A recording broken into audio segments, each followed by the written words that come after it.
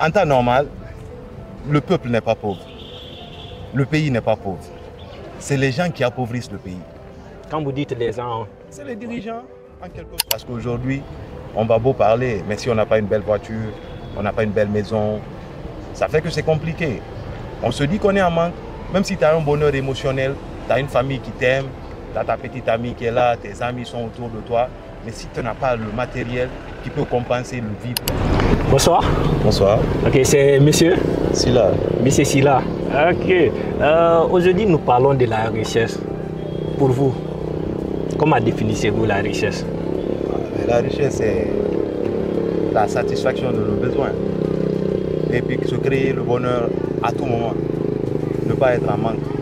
C'est ça le problème.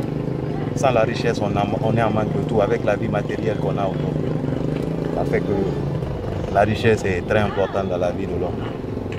Ok. Maintenant, quand vous dites de ne pas être en manque, c'est-à-dire, pour vous, quand est-ce qu'on peut dire que M. Silla est riche? Quand on est accompli. Ça, c'est un ensemble, quoi. Quand on est accompli. Ok. Par exemple, pour un novice qui ne sait pas trop accompli. Ben, la richesse, peut-être, disons, c'est l'éducation, c'est l'environnement dans lequel on a grandi. Maintenant, on n'est pas en manque du bien matériel. Parce qu'aujourd'hui, on va beau parler, mais si on n'a pas une belle voiture, on n'a pas une belle maison, ça fait que c'est compliqué. On se dit qu'on est en manque, même si tu as un bonheur émotionnel, tu as une famille qui t'aime, tu as ta petite amie qui est là, tes amis sont autour de toi, mais si tu n'as pas le matériel qui peut compenser le vide là, ça sera très compliqué. Ok. Alors, est-ce que l'argent était tabou pour vous? Non. Vous êtes pauvre ou vous êtes riche aujourd'hui? Ah non, je suis riche. Émotionnellement, je suis riche. Moralement, je suis riche. Et matériellement? Ah ouais, là, il y a du travail. Maintenant, si l'argent n'est pas un tabou pour vous aussi, partout où M. Silla met vous êtes ces petits sous, quand on les comptabilise, M. Silla a combien sur son compte bancaire aujourd'hui? Pas grand-chose. Une fourchette? Disons 10 à 20, ouais, pas mal. De 10 à 20 francs ou? Ouais, francs, on ne va pas parler de l'euro ou du dollar. Ok, c'est-à-dire 10 à 20 millions. Ouais, quand même. Ah, c'est bien ça. Alors, est-ce que vous aspirez devenir riche un jour? Je suis sur la voie là, chaque matin quand je me réveille, c'est l'objectif. Ok. Et en quelque sorte, pourriez-vous partager un peu les actions que vous menez pour atteindre cet objectif? Ben, il y a le travail qui est primordial. Okay. Parce que sans le travail, je crois qu'on ne peut pas s'ennoblir. C'est avec le travail, je crois qu'on peut atteindre nos objectifs. Malheureusement, on se retrouve dans un pays où les opportunités sont rares. Mais bon, dans l'ensemble, avec la sécurité qui est là, on peut se dire avec le temps, ça peut marcher.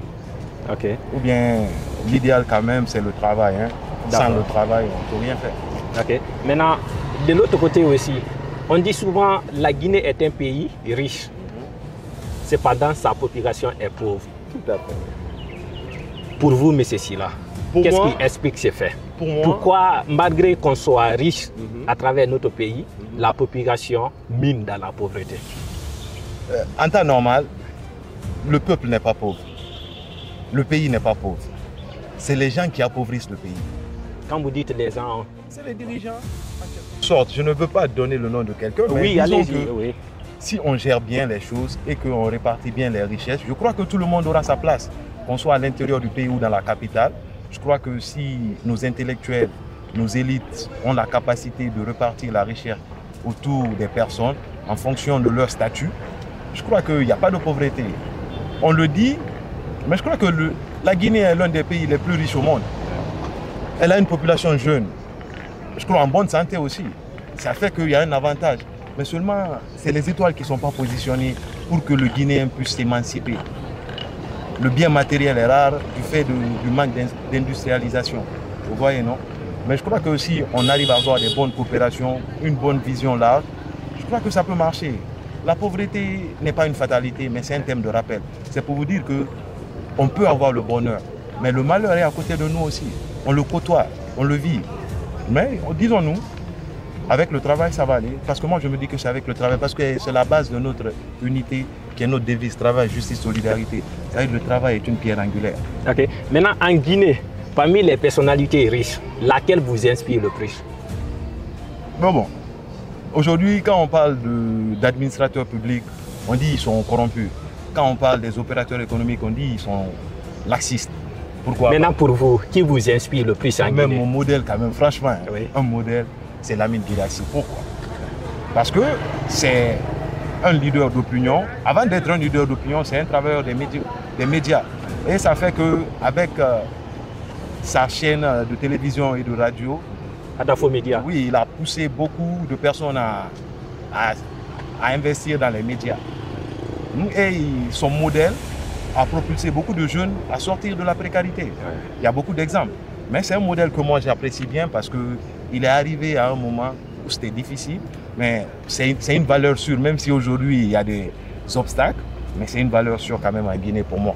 Et dans le monde entier, qui vous inspire le plus? Il y en a tellement. Et que vous aimeriez devenir un jour? Oh non, Dieu, non, comme George Washington. Ouais, là, je serais très heureux parce que c'est un homme qui a été chef de guerre, il a été un grand politicien et avec tout ce pouvoir qu'il avait, il a pu laisser la génération montante à profiter de ce pouvoir et à prendre sa retraite dans son ranch.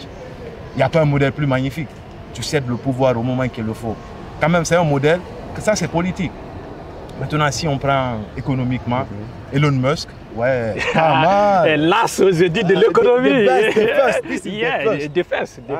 Non, sérieusement, c'est un modèle. Il a propulsé l'imagination de l'homme au-delà de l'entendement. Vous voyez, non, des voitures électriques sont disponibles, des fusées qui partent et reviennent. Non, c'est un modèle à aimer et à apprécier. Mais vous voyez, non, on se retrouve dans un pays où l'intellect n'est pas en valeur. C'est le matériel qui est en valeur. Ça fait que même si tu as des idées, si tu n'as pas les moyens, tu ne peux pas les vendre. Tu vois, maintenant, en dernier, quels sont vos rêves aujourd'hui pour une Guinée future? Nom de Dieu, qu'il y ait beaucoup de travail, que l'éducation soit à la hauteur des ambitions des parents. Parce que toute personne qui se marie veut que son enfant ait une bonne éducation. Qu'il y ait une bonne éducation, une santé digne, qui accueille les gens sans demander le matériel, sans demander de l'argent. Et vous voyez, il n'y a pas une couverture universelle d'assurance. Ça fait que la santé n'est pas privilégiée. Et moi, je me dis, l'éducation, la santé, le sport, la culture, c'est tout ce mélange qu'on doit promouvoir, vulgariser, mettre les moyens à disposition pour que les jeunes expriment leur savoir-faire ou leur envie. Wow. On souhaite le meilleur quand même. Ouais, hein. Mais attends, vous êtes éloquent là. On ne demande que ça, qu'on nous donne la parole, qu'on puisse donner notre vision sans violence, sans rage, parce qu'il y a une colère. Mais il faut modeler cette colère et l'exprimer d'une manière que celui qui t'écoute, il soit fier d'être comme toi, comme tu me l'as posé, d'être comme toi, ou bien de faire mieux que toi, mais pas dans la violence, parce que c'est le soleil qui nous pousse à toujours être dans, tu vois, être dans cette vivacité. On a tout à donner, et l'Africain a tout à donner. Mais malheureusement, les moyens ne sont pas là, et il n'y a pas, l'élite qui est là n'est pas prête à céder la part de son pouvoir pour pouvoir laisser la jeunesse s'exprimer. C'est ça notre problème. Ou bien on a tout. On a tout. Est-ce que M. Silla a un dernier mot à glisser? Que du bonheur. Même si on se retrouve dans la précarité, mais que du bonheur. Ok, mais vous avez dit quand même que vous n'êtes pas pauvre. Non, je ne suis pas pauvre. Moralement, je ne le suis pas, même s'il y a des manques matériels. Mais moralement, je suis en paix. Parce que je sais que mon pays, s'il y a des hommes à la hauteur de la situation, je crois qu'on peut aller plus loin. D'accord. Merci beaucoup. C'est un plaisir partagé.